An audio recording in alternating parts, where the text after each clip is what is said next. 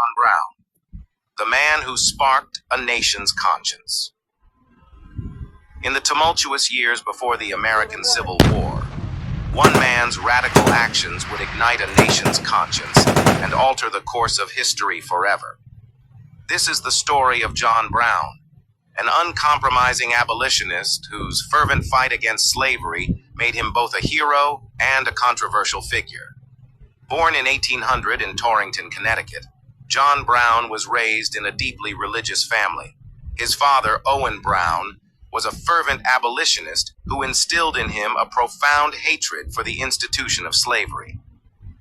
From a young age, Brown was exposed to the brutal realities of slavery, shaping his belief that it was a moral evil that must be eradicated at all costs. The Kansas conflict and radicalization. The passage of the Kansas-Nebraska Act in 1854 opened new territories to slavery, leading to violent clashes known as Bleeding Kansas. Amidst this chaos, John Brown emerged as a militant abolitionist, leading a group that brutally retaliated against pro-slavery forces in the infamous Pottawatomie Massacre.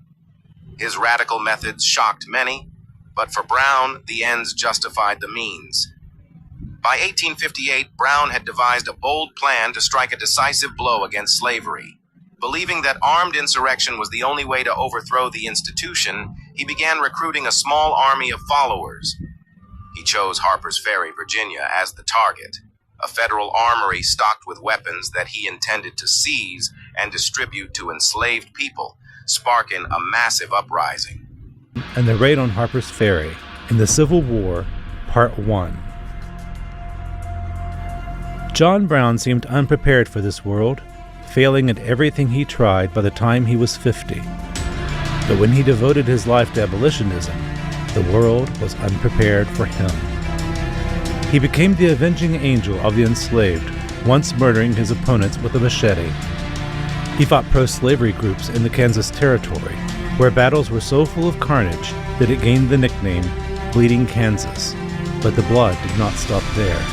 On the night of October 16, 1859, hoping to start an uprising against slavery, Brown led a guerrilla army to overtake the armory at Harper's Ferry, an arsenal created by George Washington, whose great-great-nephew Lewis became a hostage. News of the raid spread, and Brown was met by the Marines. Led by Robert E. Lee and Jeb Stuart, the military overpowered the abolitionists in 2 days, killing 10 men, including 2 of Brown's sons. Virginia's Governor Henry Wise had Brown tried for murder, insurrection, and treason at the courthouse in Charlestown. Convicted on all counts, Brown was sentenced to hang, and VMI professor Thomas Jackson, later known as Stonewall, served as witness. Brown's final testament read, "I, John Brown, am now quite certain that the crimes of this guilty land will never be purged away but with blood." 2 years later, the Civil War began, with Brown's raid on Harper's Ferry its augury. Ironically, those who accused Brown of treason and oversaw his demise, Lee, Stuart, Wise, and Jackson, left the Union to join the Confederate Army. America's definition of patriotism, treason, and brotherhood would put the nation to a test written in blood, transforming John Brown from a madman into a prophet.